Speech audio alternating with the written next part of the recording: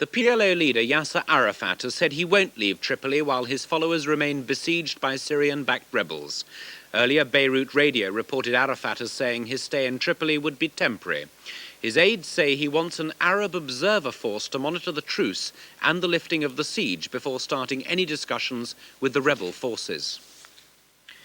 President Reagan has accused North Korea of being on a war footing and primed for conflict with South Korea. But he told the National Assembly in Seoul that the United States would stand by the South Koreans.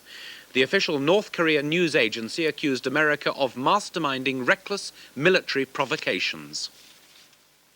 The Polish government is to increase food prices by 10 to 15% in January.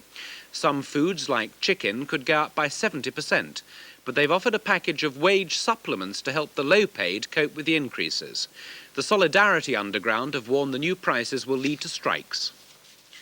The MP for West Belfast, Mr Gerry Adams, has been elected unopposed as president of Sinn Féin at their annual conference in Dublin. His election confirms that the movement is now largely dominated by Ulster-based members. Tennis, John McEnroe has beaten Anders Jarrod 6-3, 6-1 to reach the final of the Benson & Hedges Championship. He'll face the winner of this evening's game between Jimmy Connors and Andres Gomez.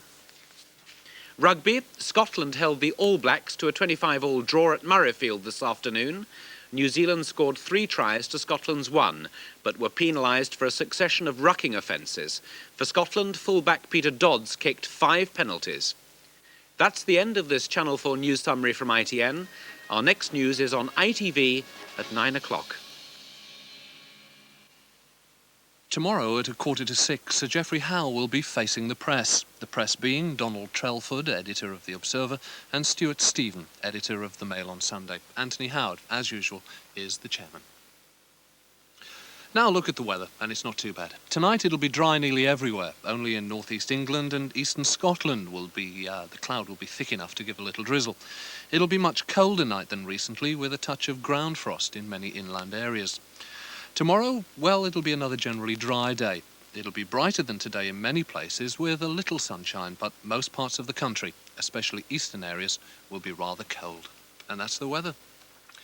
Now on 4, we journey towards the Promised Land in tonight's Flashback.